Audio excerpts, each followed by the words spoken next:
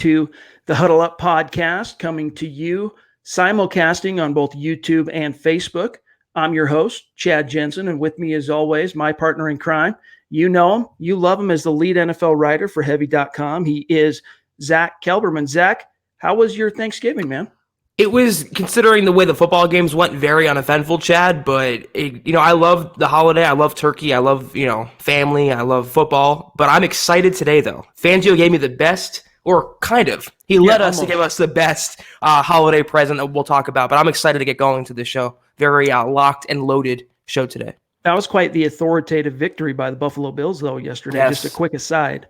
And it kind of put things into perspective for the Broncos, who just, got trucked by them last week, that, you know what? You got to tip your cap to Buffalo and to what Josh Allen and company are doing. Like, they're a dangerous team. Mm-hmm. Yeah, they're for real. That defense is clicking. And Josh Allen, I wasn't a huge fan of his, Chad, in the pre-draft process, but he surprised me as a pro. I mean, he can run. We knew that. He has a strong arm, but he is accurate. He has that offense humming right now. They don't make mistakes. They don't beat themselves. They're a pretty fun team to watch, even though they're kind of lacking star power, but they are definitely for real in the AFC.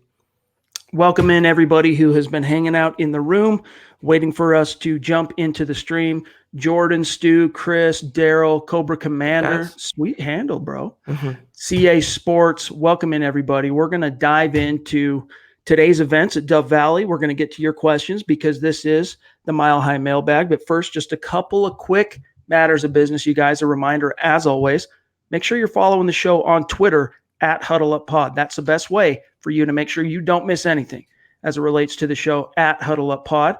And then take some time, if you haven't done so yet, and head over to Apple Podcasts and leave us a creative review. And if you like what Zach and I are doing, a 5-star rating. I'm going to go ahead and put the link in the comment stream here.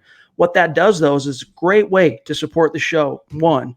And two, it enters you into our drawing that we give, that we do each and every month, giving away a couple of, randomly drawn a couple of names out of the hat from those who have given us reviews. And for the month of November, there's quite a few options to go from. And we'll announce those names, some hats, some swag next week. So if you haven't had a chance to get your review in for the month of November, take care of that now so it can enter you into the drawing. All right, Zach, it is Mile High Mailbag, that time of the week where we take a peek inside the mailbag because we are your football priests, and each and every week we are here to offer you the absolution and answers to your burning Broncos questions. And before we dive in, let's see what's on Jason's mind, who wades in with a $10 donation on Thank you, Jason. He says, I haven't been this excited for a Broncos quarterback since Jay Cutler's second year as a Bronco, before he went to Chicago and lost his role. And that's kind of the feeling that I think a lot of fans have right now. And just to review, for those of you who missed it, fans woke up Friday to a report from Ian Rappaport of NFL Network. And he said basically that all signs are pointing to the Denver Broncos starting Drew Lock. So, the local guys, we've been saying this all week basically. And when it finally matriculates to the national media, it usually means it's only a matter of course. I honestly thought that was kind of signaling that Fangio was going to come out today in his afternoon presser and just bite the bullet and announce it. But he stuck to his guns. He's trying to maintain, that gamesmanship, whatever competitive advantage he thinks it's given him. They are going to activate him. It's official. He's coming off injured reserve this week, and they are going to dress him. But, Zach, he wouldn't quite give us the all good on Lock starting this week. Yeah, I'm not crazy about that because the cat's out of the bag by now. He's been given the majority of snaps. That where there's smoke, there's fire with the Rap Sheet report. We all know. We don't know, but we know that he's starting. Why not throw the kid a bone? The number one priority for Drew Lock right now and the team is to build up his confidence on and off the field. Why make him go through more of this dog and pony show? You've put him through enough already. Make him the starter. Let the team rally around him and don't take it down to the wire. So I understand, again, why Fangio, very old school, why he's doing this approach. I just don't personally agree with it. I think he's deserved, just like Brandon Allen. He came out and was named the starter after Flacco. Why are they dragging this down with Drew Lock, your second-round high-prize rookie? I just don't understand. Chris jumping in with a $21 donation on Super Chat, one of our consistent Super Chat superstars. He says, bring it. And I'm with you on that, Zach. There's power in anointing the starter, especially when you're making a QB change. And even though Fangio today denied that the team has been advised of what's going to happen at the quarterback position, you got to tell the team because it can lift people. It can give you that spark. And yeah, the spark comes by what they do on the field, and I get that. But there's some power in saying, look, we're making a change. We're shifting to the guy that we all know is supposed to be the future of the franchise. It's time to turn the page. But going against a lackluster Chargers team and Fangio sitting at 3-8, at this stage, Zach, every win to him is of the utmost importance. And so whatever competitive advantage he thinks it gives the Denver Broncos, forcing the Chargers, as it were, to basically game plan for the possibility of two different quarterbacks, he's going to cling to that until the penultimate moment. Wouldn't surprise me if he takes it all the way down to game time. Right. Yeah, I don't understand it because the Chargers know. I mean, they're an NFL team. Their coaches get paid to game plan. Their coaches are following the news just like we are, Chad. They know Locke is going to start. They're already, I would be surprised if they had any preparation, the Chargers, for Brandon Allen. They know it's lock time. And I agree with one of the comments. Jerry said it's baffling why they don't do more little things that lift a player up. And I agree with that. It's all about confidence. It's all about the intangibles, not just putting him on the field and giving him the opportunity. Rally around the guy, anoint him the starter, and I promise you, the rest of the team will rally and respond to that. But if you take it down at game time on Sunday, they don't really have a chance to live in that moment and go into a couple days worth of time with Locke as your starter and all that excitement that it brings. I understand why Fangio did it. And ultimately, though, I agree with the comment that said it's nice to have hope again for the first time. Right. Yep. For the first time since Chad Kelly, and that was very short-lived, for the first time since Paxton Lynch, we all know how that turned out, there is hope under center for the Broncos. No matter what happens, wins or losses, touchdowns, interceptions, it's an exciting time in Dove Valley. Speaking of our Super Chat superstars, Dylan jumping in, with a $10 donation. He says, locked in. Appreciate you, brother. And by the way, that was an awesome tweet. We sent him out a shirt as a small thank you, and he tweeted us and showed us how it looks on him. Awesome. Any of you guys, when you receive your shirts, make sure you tweet us and we'll retweet you. It's great for the show. For sure. But yeah, locked in. I mean, that's the way this thing is turning. And Vic Fangio was forced to address what the team is going to do as far as the corresponding roster cut, since he did say we are going to activate Locke. Basically said, yeah, it's probably going to be Brett Rippon that we send back down. There's no guarantee to that effect, but he pointed to the injury report being a possible reason why they, things are up in the air as it relates who they're going to end up cutting. But that's another reason why they're probably dragging their feet as long as they possibly can, because the farther into game week they can get, the more likely a waived player is going to pass through waivers. And in the case of a guy like Brett Rippon, can re-sign to the practice squad. So we'll see how that shakes out. But Zach, Brett Rippon, we didn't get a chance to see him this regular season. We're not going to get a chance to see him, and that's as it should be. But, him and Brandon Allen, they'll have to battle it out next year for the right to be the backup probably to Drew Lock. And let me just say this, nothing against Brett Rippon as a person, as a player, but if Drew Lock pans out and if Rippon is the one that was cut for him, no one in the world will remember Brett Rippon's name. He'd be remembered as the guy that was cut for Drew Lock. So it sucks. It's part of the business. He is still a young quarterback too, but you got to get Lock on the roster no matter what it takes, no matter who you cut. He is the utmost importance right now.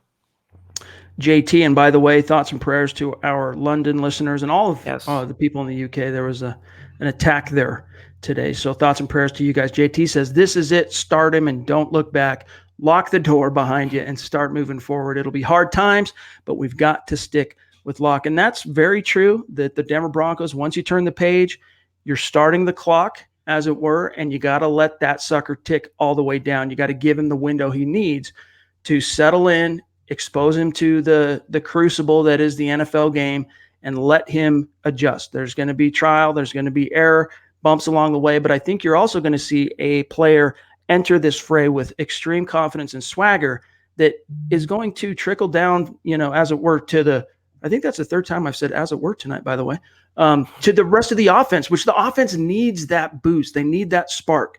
And we saw a quarterback change 3 weeks ago, sparked a surge, let's say, in the Broncos offense that lasted all of 6 quarters.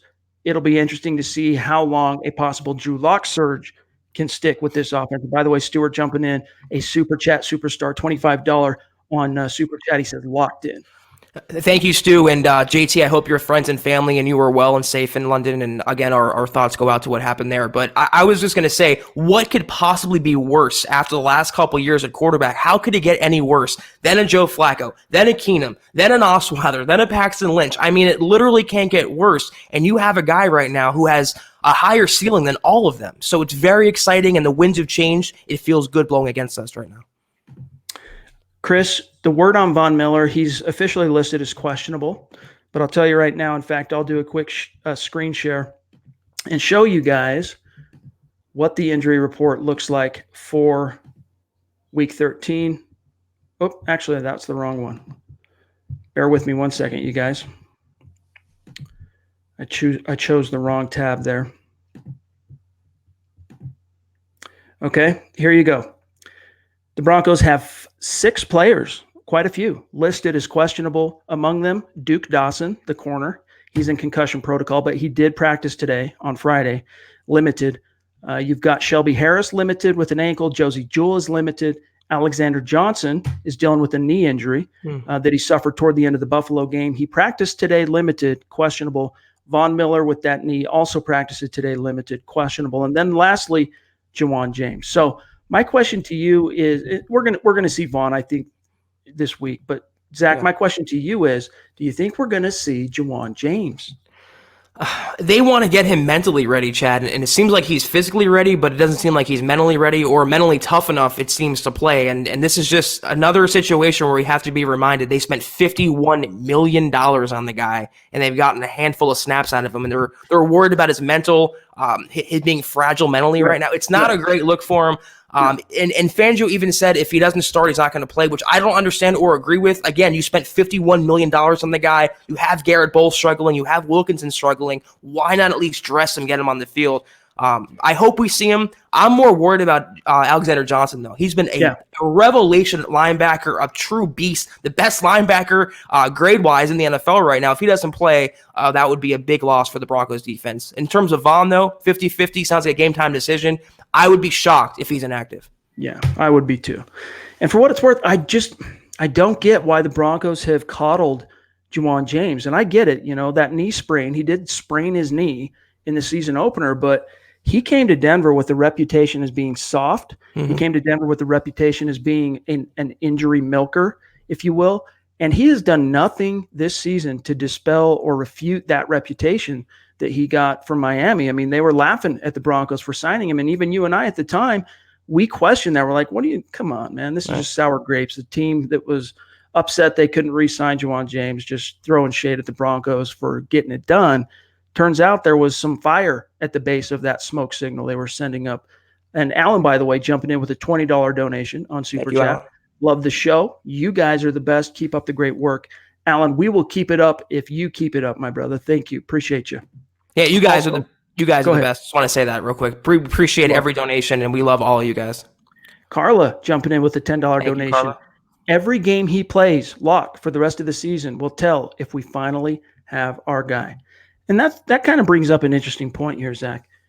He's probably going to get, there's no guarantee, because if he completely craps the bed, he's not going to get the full window. But odds are Locke is going to get a 5-game audition. What do you need to see from him over these 5 games? Not to so much, convince you that he's the guy, but to persuade you, if you're up in that room with the Broncos front office, to say, look, we're going into next year's draft to build the nest instead of turning over every rock for another quarterback. First of all, I don't think 5 games is enough time to make a determination one way or the other. I mean, you need a full season to see what it really has, but it's better than having 2 games. I just want to see more than wins and losses, more than touchdowns or picks. I just want to see growth. I want to see his footwork and his technique and his arm, not his arm strength, but his arm talent, his accuracy, he going through his progressions, everything a quarterback has to do that separates the good ones from the great ones. Everything the Broncos were worried about in the pre-draft process, everything Elway admitted to, all his worries in the preseason, I want to see Locke grow in this offense. It's not ideal. They don't have an all-star set of weapons there. Not the worst situation in the world, but it's not going to be super easy. I just want to see him take the bull by the horns and progress as a quarterback in the NFL. Don't get skittish. Don't get scared. Don't go backward. Just from week to week to week, look a little better, a little better, a little better. Then in the worst case scenario, they have an open competition next season, but at least we've seen on tape Drew Lock in a Broncos offense to some extent. I want to see that confidence and swag that he has from a persona, perspective in his play on the field. And when he bumps his head, and he surely will, when he makes that ill-advised throw that gets picked off, or if he holds on to the ball too long and doesn't sense the pressure, or if he misses that blitzer coming off the edge, or whatever it might be, that he learns from it, A, and B, that he bounces back. That's one of the biggest things that you need to see in a young quarterback is the resilience to overcome and persevere out of a bad situation that you might have created yourself. And if you go back and look at what Drew Lock was able to do as a 4-year starter at Missouri, I mean, he was a starter as a freshman, and man, did he get brutalized at times. I mean, it was frankly cringeworthy at times because the team was just so, when it comes to recruiting in the SEC, Missouri is one of the last teams at the table, man, before, the talent pool dries up pretty quick, but it's still the SEC. They got to go against the Auburns and Alabamas and Floridas and all the LSUs of the world each and every year. And Locke battled through some real adversity, Zach, and, it took him some time to turn the ship. But he is, the SEC all-time leading passer. He's got the most touchdowns in a single season in SEC history with, I think it's 44 off the top of my head. So he has shown in the past in his football career the propensity to overcome, less than ideal situations, overcome mistakes. And that's kind of what I want to see here. Yeah, and to your point, it's a great point. What we've seen the last couple of years, every time a Broncos quarterback would get hit or throw a pick or lose a game, they would go into a shell. We saw it with Flacco, saw it with Paxton Lynch, we saw it to an extent with Case Keenum. But like you said, I want to see that resiliency. I want to see that that mental fortitude to overcome adversity and to get better from it. And that's what I feel like Drew Lock separates himself from all those other quarterbacks. He will grow from that. Going through the bad will make him better. So I'm just excited all around to see what he can do and how he grows in this offense and how he really leads as a quarterback. Cobra Commander says, I pulled my hamstring being stupid while in Iraq and still conducted a combat mission for peanuts compared to James. LOL. He needs to go. Well, he just needs to play. The dude's talented. I mean, he was a first-round pick in Miami back in 2014. He has, when he has actually stayed on the field, he is one of the better offensive tackles in the NFL. I'm not going to say he's elite, but there's a reason why the Broncos were willing to pay him $51 million over 4 years. What I don't understand is you've got a coach in Mike Munchak that has one of the most sterling reputations in the NFL, also a former player himself, knows what it's like physically, mentally, and emotionally to keep yourself on the edge, so to speak, to keep that kind of bulletproof, tough mindset throughout and sustain it throughout a season. Why does it feel like he's coddling Juwan James? Why does it feel like Fangio's allowing that to happen? I don't know, but it is utterly frustrating. I don't understand it. And hopefully he gets to play. I mean, I think if there's anything that's going to motivate change on that front, Zach, with the Broncos saying, look, dude, quit crying, get out there on the field. You were cleared. Let's not forget Juwan James was cleared 3 weeks ago. Okay. What are you freaking waiting for? Here's what you're waiting for.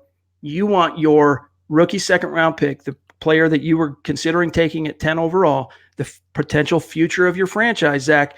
You want to give him the best possible chance to succeed, and making sure that Juwan James is available to start at right tackle is a good way to do that. Broncos fan number 24 jumps in. $10 donation on Super Chat. One of our Super Chat superstars. And by the way, Broncos fan, in case we have not discussed this directly with you, make sure you reach out to us at milehighhuddle@gmail.com and shoot us your personal details, your address, and shirt size so that we can give you a thank you.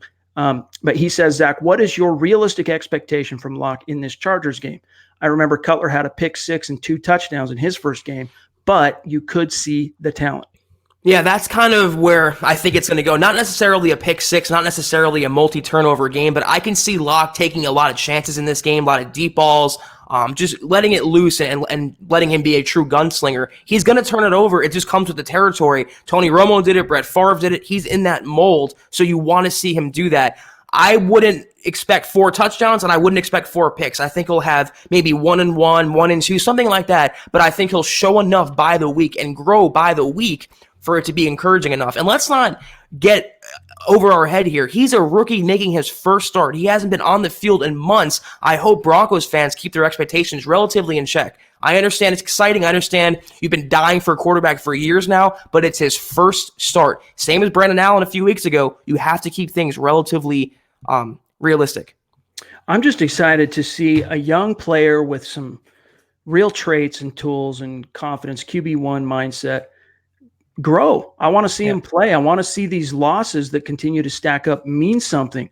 I mean, the Rams, they've kind of taken a step backward and regressed this year, but that 7 games that Jared Goff got to start as a rookie, they were invaluable to him in terms of building the experience and kind of desensitizing him to the pressure of the NFL, so that when the stars aligned and Sean McVay arrived there, he was able to quickly turn the ship around, and the rest is kind of history.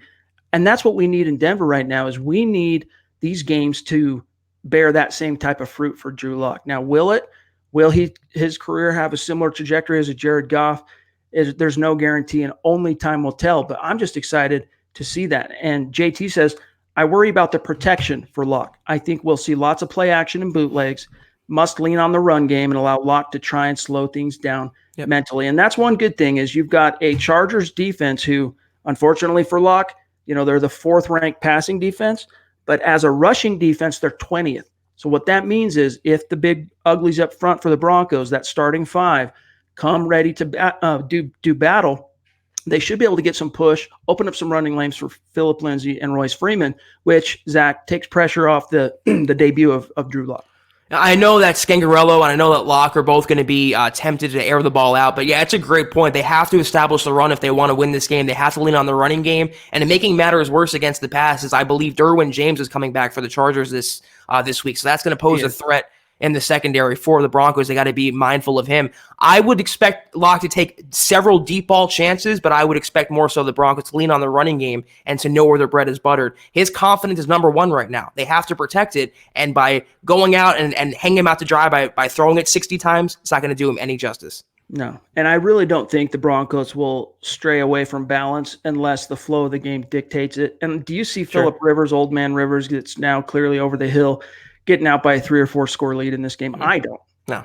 Yeah, so, it's gonna be fairly low scoring, I believe. Yeah, and I think also one thing is, in terms of the complexion this game has the potential to take, we're talking about a Broncos defense that is banged up, especially at the linebacker position, but they were embarrassed last week in Buffalo. Wasn't a lot of points. I mean, 20 points isn't anything to write home about, but allowing the Bills to put up 244 rushing yards, this is a defense that was embarrassed by that. And they're hungry. They're wanting to, put a stamp on things. And look, this is a team that plays, even during these down years post Super Bowl 50, Zach, the Broncos always played well against the Chargers. Doesn't always result in a W, but they always play well. And I really don't think that's going to change. We saw in week 9, when the team made the change from Flacco to Allen, that spark really helped. I mean, almost every opportunity where there was the fork in the road, things could go south, it went the right way for the Broncos in week 9 and those first 2 quarters in Minnesota. It was a spark. It's a momentum change. It's excitement. It's confidence. The question is, how long will that last, and can Locke sustain it? That's what remains to be seen. And Larry wants to know, if Locke starts, how vanilla will the play calling be? It'll be tailored more to him. They're going to try and utilize his athleticism as much as possible. I wouldn't be surprised if you see a read option or 2 in there as well. But Locke said himself, he's confident that Rich Scangarello will have full access and command of the playbook. He's not going to have to pare it down for Locke, in Locke's opinion, and nothing that Scangarello said the next day at the podium refuted that. It's not going to be any more vanilla than it was with Flacco under center, but I'd be surprised if they really open up the playbook and put a lot on Drew Lock's plate in his first game. Maybe next week, when he has a little experience under his belt, they'll be more apt to throw downfield or throw the ball more. But this game, I feel like it's exciting that he's starting, and I agree with you, Chad, but just by the virtue of him being on the field, same as Brandon Allen, it can lift the entire team, and I think it will. But I would be really surprised if they don't run the ball a lot and lean on Lindsay and Freeman to help Lock out and make him kind of a complementary option. This needs to be Garrett Bowles' best game as a pro. Oh, yeah. This needs to be his, look, you guys, you've got who you thought was going to be your future at quarterback. You got who hopefully you thought was going to be your future at right tackle. I can still be your future at left tackle. Garrett Bowles only has 5 games left. And if Juwan James does play, his leash, Garrett Bowles, is going to be that much shorter, because Fangio hinted at that earlier this week, Zach, that, James's availability is the only thing that would allow the Broncos the benefit of changing the left tackle position. In other words, keeping James at right tackle, and if Bowles struggles, benching him and putting Elijah Wilkinson at left. And that's what I'm saying. It's like, even if he's not starting, why wouldn't you have him dressed? Just in case Bowles gets hurt or he's being Garrett Bowles, you can take him out and replace him. To me, I don't want to put my tinfoil hat on, but how much of that is coming from Elway here? I mean, you're not dressing the guy, activating the guy you paid $51 million for. You have to wonder if he's still going above and beyond to protect his former first-round pick in Garrett Bowles. Alicia wants to know, do you guys think the Broncos will eventually change their scheme to fit what Locke does best? I think, as Zach said, in some ways they will. They're not going to completely go away from the under center offense because Elway remains adamant that it is key to establishing a consistent running game in the NFL. And Zach, maybe it was back in the 90s and the early 2000s, but it certainly isn't a requisite in today's NFL. That is being refuted more and more as the years go on. Just look at what Lamar Jackson's doing in Baltimore. Look at what Kyler Murray's doing in the air raid there under Cliff Kingsbury in Arizona. There are other ways to skin the cat, but I do think they brought in Rich Scangarello, Zach, for a reason, and that is to design a system that is built on the same bones of that Shanahan West Coast scheme from the 90s that helped Elway get 2 rings, while also, I mean, let's remember, Scangarello showed and contributed to that great propensity the Niners showed last year to tweak things after Garoppolo went down, and then after C.J. Beathard went down, they completely had to retailer things to fit Nick Mullins, and even Scangarello has said before, nothing was off the table with Mullins in terms of the playbook. The playbook was still wide open to him, but they still tailored it to fit his strengths, and I think you'll see that as well with Luck. It's a tough situation because you don't want to put too much on his plate, but you don't want to hide him either. You want to maximize his talent. So I think you'll see some sort of moving pocket throws, RPOs, option plays, anything to get his mobility and his arm talent on a pattern for the receivers to break on. But I don't think they're going to throw the ball 50 times. I don't think they're going to have some overly complex schemes. I think they want to put one game on film, Chad. One game, then they can go from there and make adjustments to that. And I feel like next week is when they'll open the playbook a little more and pass the ball a little more. And by the way, she's Mrs. Bethany 1107. She's delaying putting the Christmas tree up with the kids so that she could catch the Mile High Mailbag tonight. Appreciate you, Bethany. That's awesome. Happy holidays to you. Happy holidays. Bradley says, I went to the first training camp session last summer, and you could see that Locke and Flacco had the strong arms while Rippon didn't. Then watching his progress in the first 2 preseason games, obviously encouraging. And that's one thing is, like, look, I'm not going to blow smoke up your skirt and make you think that Drew Lock, went from 1 preseason game to the 3rd preseason game and completely metamorphosized into everything that he needed to be. But he did show significant progress from the prospect he was when the Broncos drafted him in the 2nd round to where he was in that 3rd preseason game against, I think it was the Niners when he suffered that thumb. He showed some improvement from his footwork, his drops from under center, reading the field, acclimating to the speed of the NFL game. He showed strong signs. I mean, he had already locked down the backup job. That wasn't even in question before he hurt his thumb. So I think that, and we've heard Fangio and Scangarello talk about this week, that the time off was a blessing in disguise that allowed him to develop and progress mentally at not so much a quicker rate, but to focus on that without the pressures and demands of, playing or practicing each and every week. And that could turn out to have all kinds of trickle-down blessings for this team. Let's not forget, though, after the first preseason game, he admitted that Locke was having trouble spitting out the plays in the huddle, Chad. I mean, that's football 101, quarterbacking 101. He went home and started reciting the plays in the mirror to himself. So he has still a ways to grow, and he's still a very, very infantile quarterback in his development. It's going to come with playing and it come with progress and on-field experience. And that's why I'm saying don't get over your heads here with Drew Lock. Don't expect some 500-yard game. He's going to go through his lumps. He's going to throw some picks, but that, I promise you, will make him a better quarterback. Donald wants to know, if Vaughn and AJ don't play and Locke starts and wins, how would you guys feel about him as the quarterback? Don, whether Drew Lock wins this game or not, this is an open audition, and it's just a piece to the puzzle. We talked about this on the last episode before Thanksgiving, that right now it's just a piece to the puzzle, and each game is going to lock in another piece. And over time, that puzzle, it's going to turn into a complete picture, and you're going to have a real evaluation on Drew Lock. I'm not convinced that 5 games this season is going to be enough to do it. But what I can tell you is that one victory against a lackluster Chargers team, if that's how it indeed shakes out, Zach, is not going to be enough for the Broncos to, say, oh, we've got our guy. Plus, I don't understand what Miller or Johnson being out would have to do with Locke's progress. If he wins this game with or without them, you have to judge him based on his quarterbacking, not based on injuries or the defensive play. I mean, it would help Locke and help the Broncos' chances if those players played, but I just want to see how he does as a starter. I want to see how he progresses, not just from game to game, but from play to play, pass to pass. A listener of a member of Broncos country in Thailand. I don't want to butcher your name, but thank you, my friend, for joining us. Appreciate you, yes. Jacob brings up another piece of news from today's Fangio presser. What about Davante Harris being benched for Isaac Yiadom? We learned that when the Broncos resumed practice on Wednesday, Davante Harris, who has struggled the last 2 games, that struggles, those inconsistencies, ups and downs continued, and Fangio has made the decision, meanwhile, as Yiadom has played better, he says, to start Yiadom opposite of Chris Harris. Now, we'll see what happens, whether or not Duke Dawson is able to pass through concussion protocol in time for the game. I think he will, but even if he doesn't, Davante Harris is going to see the field on 3rd downs and nickel situations.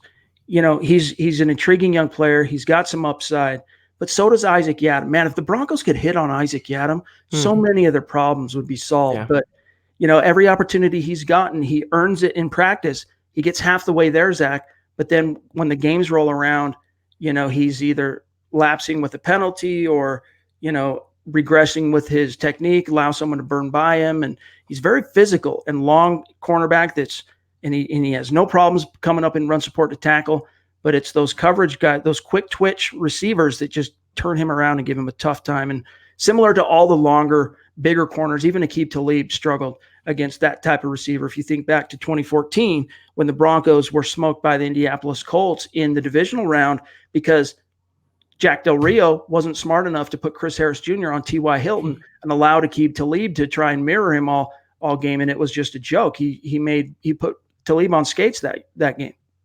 So is this Yiadom Island now, Chad? Is that reopening? Is that the new thing? I never understood that with Harris. I mean, he didn't do anything to deserve that honor. But I will say about Yiadom, it's a good opportunity. He hasn't really shown me anything to this point, but I feel like if you can't thrive in Fangio's system, in a system where Justin Simmons is thriving, in a system where Bosby was thriving, Kareem Jackson's thriving, he's pretty much a denominator, and he's just doesn't have the talent. So it's a good audition for him, too, and I feel like Broncos fans are equally as desperate, almost, for a cornerback as a quarterback here. Jeff says, it really stinks that we have to go back to the well for a left tackle in the draft. Not only is Garrett Holds costing us on game day, he's killing us in the upcoming drafts. Your thoughts? I mean, that's true, Jeff, that it's basically at this point looking like a wasted first-round pick, just 3 years old. I mean, yep. And unfortunately the team, I mean, they would be remiss, Zach, to not take a tackle at some point in the premium rounds. And with this being a pretty deep tackle class, but it's especially top heavy, I mean, you got to try and do everything you can if you're the Broncos, ostensibly expected to pick within the top 10, to do whatever you can to get an Andrew Thomas from Georgia or Tristan Wirfs from Iowa. Let me say, I am one of the biggest Garrett Bowles critics on the planet. I didn't like him even when the Broncos drafted him. I didn't really like him in college. I'm not going to put blame on him, though, for him affecting the Broncos drafting. That's Elway. He's in charge of that. You can blame Bowles for his on-field production or lack thereof, but Elway drafted Bowles. Elway refuses to sign a competent backup to him. This is all on Elway right here. So you can knock Bowles for his on-field play, but not to have a project tackle behind him, a capable one, or a veteran that can step in. That's all John Elway. Nick says, I'm new here and I would love to donate, but times are hard right now. But I do listen to you both every day at work and would like to ask you both what to expect from Locke if he starts. And that brings up something, Zach, I want to address with people. You guys, not everybody can support the show financially and contribute on Super Chat. And if you can't, don't feel bad about it. I mean, just participating in the show live, listening after the fact, downloading it, sharing it out on Twitter and Facebook, and reviewing us on Apple Podcasts. There are so many other great ways to support the show. If you can't donate financially, we don't expect that from you. So, right.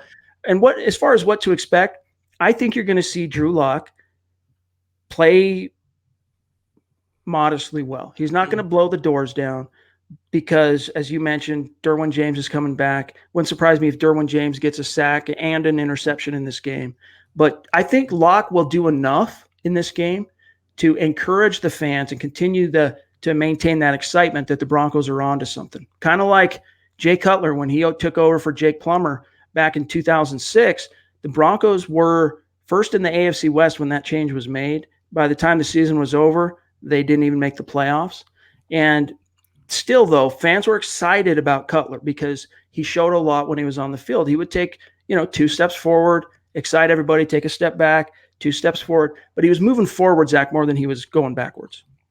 I'm just imploring the Broncos fan base, not to get overly down on him or overly high on him. If he throws for 400 yards, don't get too high. If he throws for 4 picks, don't get too low. This one game ultimately will be an outlier. It really will. Regardless, he's going to either improve or regress by the week. It's just going to be a learning experience for him. But watch him as the series unfolds throughout the game. Watch him as the passes unfold. Watch him on a play-by-play basis rather than judging him on a game basis alone. All right, you guys, before we get out of here, I want to show you how much has changed from this LA Chargers team since last the Broncos played them, which was in week 5. Let's just touch on really quickly. If you see here at the top, turnover margin, they're -9. The Broncos are -2, which sucks. They're 20th in the league. That means they've turned the ball over 2 more times and they've taken it away. The Chargers are a whopping -9, which is bottom of the league. They're ranked 28th. But as you look at the offense, Zach, the green here, for those of you viewing, that represents top 10. Any statistical point that's in the green is top 10. Offensively, the Chargers are top 10 in yards per play. They're number 8. They're top 10 in net passing yards per game with 276.9. They're 5th. And then also in fumbles lost. They're not fumbling the ball. But as you move down, Zach, to the defense, there you see that from a net yards per game perspective, the Chargers are 5th. And that's been mostly without Derwin James all year long. They're getting him back this week. They're only allowing 317.5 yards total from scrimmage per game. But this is the one that scares me a little bit right here. Net passing. The Chargers are only allowing just over 200 yards per game through the air, which is 4th best. The Broncos, for comparisons, who have maintained one of the best passing defenses in the league all year long, they're just ranked behind the Chargers at 5th, allowing little over 2 more yards per game. So that's what the Broncos are going against. But here's what you got to like for Drew Lock's debut. This is the 20th ranked rushing defense, the Chargers. And then look down here. In terms of sacks, they only have 25 on the year, which is the same as the Broncos. They're tied for 24th. Look at the third down percentage, Zach. They're allowing teams to convert 44% of the time, which is bottom 3rd in the NFL. And in red zone, they're allowing almost a 60% conversion ratio, which is basically 19th. So some strong signs there that, it's never going to be a perfect matchup across the board, but some strong signs that he's drawn a favorable matchup in his debut. And this is one of those games perfectly where the run will set up the pass for Drew Lock. If they can get Lindsey and Freeman going, it will open up the play action. It would open up things down the field for Drew Lock. But again, don't freak out if he throws a couple picks. They're still facing a pretty good defense. Don't be upset if he doesn't throw for a lot of yards in this game. Just having him on the field finally, getting him starting and getting him experience. Every rep, every snap he takes is truly invaluable. Stu, I wish we had an answer for you on that, buddy. Tom McMahon. Even the Broncos don't know what's going on there. But for whatever reason, as Zach just iterated there, that's Tom McMahon's boy. And they're going to ride or die with Colby Wadman this year. But Zach, I would be stunned if he's I'll be modestly surprised if a change is made at coordinator. But that's one thing. I'll be stunned if they don't have a different punter this time next year. I'm actually be surprised if they don't make a change of coordinator, Chad. He's gotten a couple years now under 2 different regimes, and McMahon hasn't cut it, and by association, Wadman hasn't either. There's many punters out there they can sign off the street that would get better consistent production, but it seems like he has a thing for Wadman and vice versa, and the Broncos are letting him, the inmate, run the asylum in that sense. Hopefully next year they won't have that same mentality. The only reason I say that is because Fangio has been asked a few different times this year after games or in the week following games in which the special teams has some kind of lapse. Hey, is Tom McMahon in any trouble? Would you consider making a change at special teams coordinator? And of course, what do you expect him to say? But at the same time, we can only analyze what they do say and what they do. And in the case of Fangio, he has tamped it down quickly, dismissed any idea that McMahon's on a hot seat. So, but then you look at the fruits of the labor and the Broncos special teams. Brandon McManus, you can't count on him anymore. I know a lot of our colleagues in Broncos media would disagree with me, but McManus is just not a kicker you can count on in the clutch anymore. Colby Wadman is as inconsistent as it gets. The only thing I could really say that's looked better this year, and it's mostly due to personnel that had nothing to do with McMahon, Deontay Spencer has given him a little bit more of a dangerous, dynamic weapon in the return game, and the coverage units haven't been as bad as they were last year.